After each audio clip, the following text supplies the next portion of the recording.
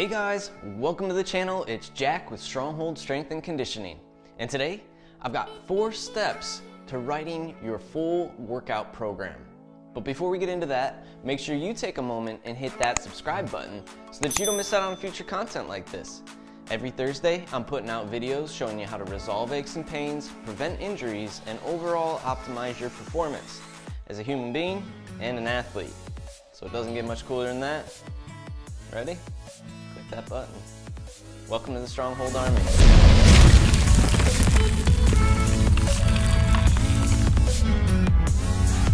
Alright guys, the topic of the day is 4 steps to writing your full workout program. And I need you guys to do one thing for me before we get into this topic. If you haven't already, make sure you take a moment to watch last week's video, which I'm going to link right here for you. The reason being because it goes over one very key component of overall writing a program, which is the individual sessions.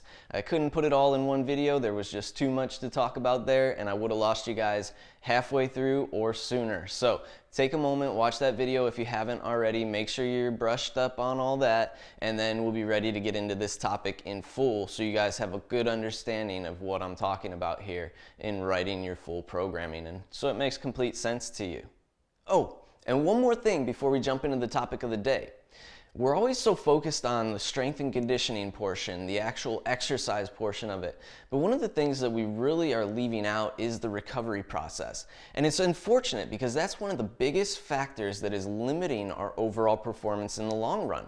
We're not recovering well, we don't get good sleep quality, we don't get the hours of sleep that we need. But on top of that, we don't do any mobility training to actually help improve our situation. And if we don't understand how to properly go about mobility training, we're putting ourselves at risk of aches, pains, and injuries that are going to essentially set us back in the long run with our training. And overall, we're just limiting our performance in the fact that we're going to hit plateaus a lot sooner, and we're just not going to be able to go at our 100% where we really should be putting that effort in the majority of the time. So if you're not doing any mobility training at all, and even if you are, here's what I want you guys to do to make sure that you're doing it the correct way in a good systematic approach that's going to be most effective to you. Jump down in the description here and sign up for the 7-day mobility training challenge. This is a free mini course that I've put together just for you guys so that you can start to understand the systematic approach to mobility training that we would want to take and overall identify your limitations that are putting you at risk currently. And then from there, you're going to be guided and given the right steps to start to work your way out of it. The whole thing is equipment free, 15-minute sessions, so it won't take you very long, and you can do it from home, you can do it just about anywhere. And you can access it on your laptop, you can access it on a mobile phone. It is complete access through the Kajabi app, so you guys get full access to that, and myself as a coach, because you can leave comments in the modules and ask questions where we can start to build a community and really start to help each other learn about mobility training in the fullest. So I want you guys to take advantage of that today and jump down there and grab that. Now, on with our video. Alright guys, step 1 in writing your program here. The very first thing we want to focus on is understanding periodization well.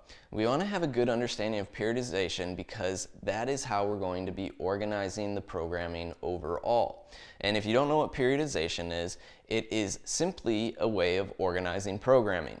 It's been used in bodybuilding and strength and conditioning for quite some time now, and it simply gives us 3 ways that we can break down the overall writing of the program. So first we have the macro cycle, which would be the course of a year. And we're looking at the general year as to what would be the overall outcome that we wish to get. Is it hypertrophy? Is it a gain in power? Is it the gain in strength? Is it muscular endurance? Are we just going for fat loss? So the overall goal over the year kind of gives us the big picture. Within that macro cycle, we can look at mesocycles. Now these can actually vary. So even though my overall goal might be to put on mass, hypertrophy, then within that macro cycle, those mesocycles can actually vary some because we wouldn't want to focus on our training just always being hypertrophy. That's going to put us in a situation where we're at risk for injury and overtraining, and really just kind of overall not optimizing all sectors of what we're capable of. So we would want that we cycle in and out of hypertrophy, then we go to maybe a muscular endurance, then we go to a power section where we're working on our strength and power a little bit more. And you can see that we want to just make sure that within that macro cycle, those mesocycles, which are going to last about 6 to 8 weeks in general, maybe 4 weeks at the shortest duration, so anywhere from 4 to 8 weeks could be your mesocycle. With that being a focus, maybe it is hypertrophy, maybe it is power, but we break it down even further, so we're working on different portions of the overall goal and outcome for the macro cycle. So we have kind of our overall goal, and then we have a goal within the goal as far as the mesocycles go. And then, of course, even smaller inside of that is going to be our microcycles, and these are going to be how the weeks are broken down within those 4 to 8 weeks that we're doing the mesocycle. So within that, obviously, understanding what we're focused on for the mesocycle is going to be almost key and most important here. If you don't have the overall macro cycle goal set, if maybe it's just you want to maintain and you're going to cycle through different things such as strength, power, hypertrophy, putting on mass, that's fine too, and we just kind of focus on the overall outcome within the mesocycles and planning those mesocycles based off of the microcycles, which is where understanding how to design your individual workouts is going to be important. So make sure you do take a moment to watch last week's video. All right, so that is a general overview of what periodization is.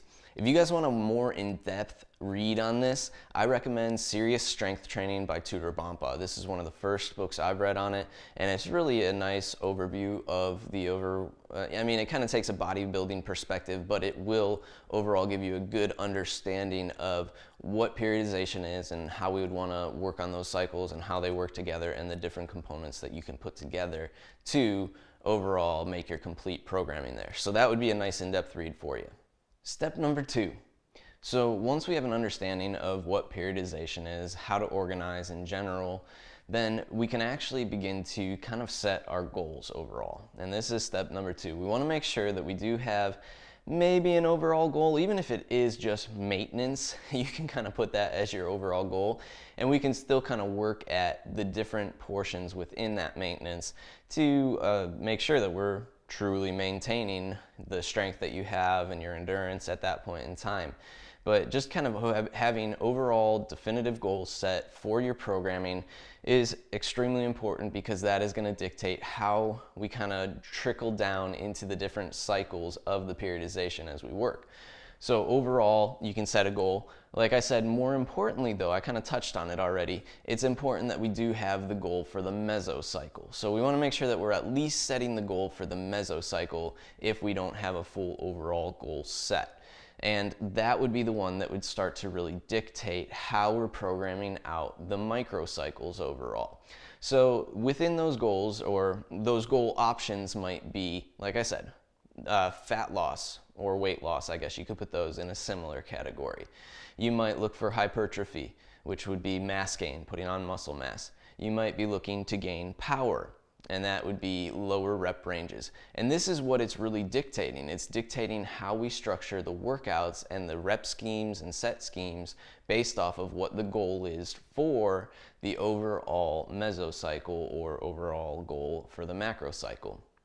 So we have fat loss, weight loss, hypertrophy or mass gain, we have strength gain, we have power gain, and we have the ability to actually train for muscular endurance. So those are 5 different goals that you could really choose from to help you structure the overall mesos, micros, and how you're going to design and write those programs from there. Step number 2, set those goals. Step number 3. We want to make sure that we're doing a pre and post test and that we're writing these in our actual programming. This is how we're going to know if we're truly actually taking strides in the right direction toward those goals that we're setting. So as you can see, we're kind of building on little pieces by little pieces. So we have our overall goal, we have the goals inside the goal, and we're building those skills and making sure that we're actually taking the steps toward progress by doing a pre and post test with each mesocycle that we have. So we want to make sure that that is pretty much the first thing that we write up in the programming itself. We have a pre-test, we have a post test, and we're really looking at the overall progress that we're making within those mesocycles here. So let's make sure that we get those pre and post tests in. What I recommend for general purposes is that you want to test at your 3 rep max. We're not necessarily testing our 1 rep max. Now, yes, you could do that if you really want to, but I actually recommend doing that less frequently than if you were doing a 3 rep max, especially if you're writing up your program and you don't have anybody to help spot you and guide you on help you out with those compound lifts that you might be testing.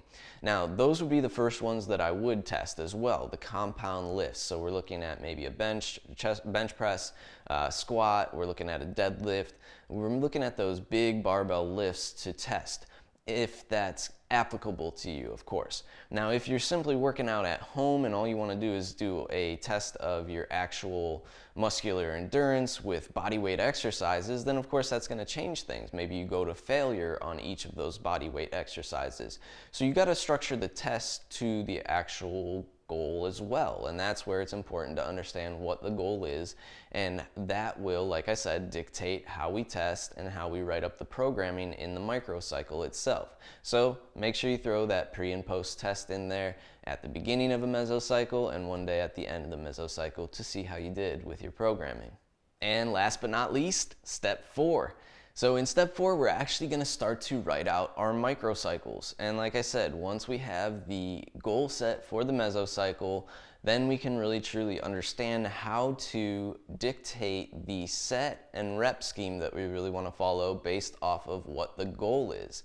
And to make this simple, I'll go ahead and put a chart up right here so you guys can start to look at what that might kind of look like for strength and conditioning specifically.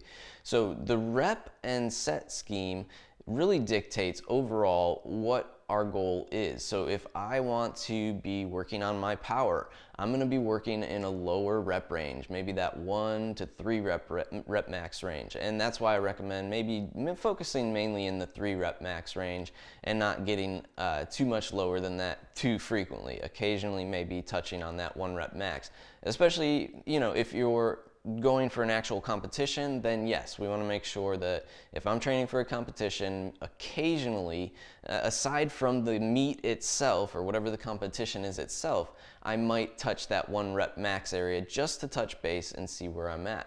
But more importantly, I'm training in the 3 rep max range in power.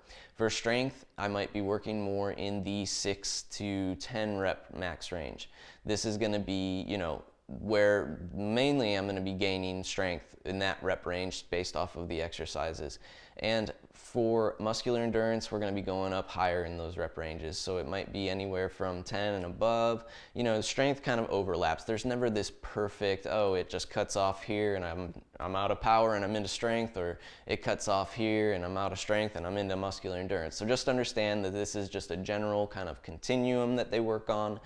And it doesn't have to be a perfect science. You can kind of allow yourself a rep range that you want to fall in and then dictate the percentage of weight that you're going to use based off of that.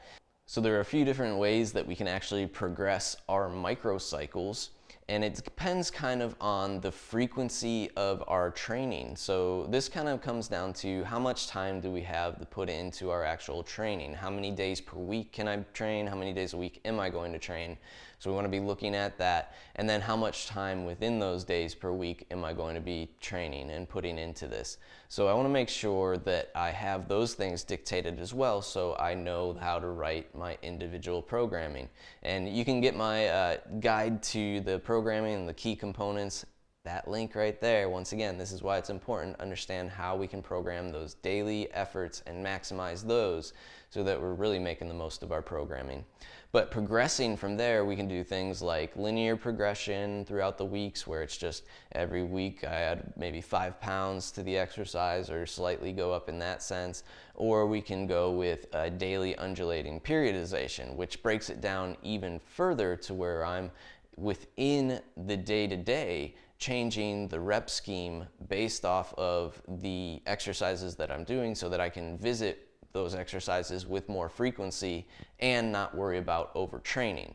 So it's important to understand that now I can break down even further within that microcycle, like a microcycle, I guess you'd say, into daily undulating periodization, and still make sure that I'm overlapping muscle groups enough that I'm able to see the gains that I want to and make sure that I'm not actually worrying about overtraining, because I'm programming well enough that I don't put myself in that situation where I'm at risk. And that would be making sure that the rep schemes vary within. But once again, overall, if my mesocycle, or if my microcycles are building up toward a mesocycle of hypertrophy, I want to make sure that overall within those microcycles, my focus is in a rep scheme and a set scheme that's more in that hypertrophy range. So it's always kind of tipping the scale just slightly toward what my overall goal is and what my goal for the mesocycle might be.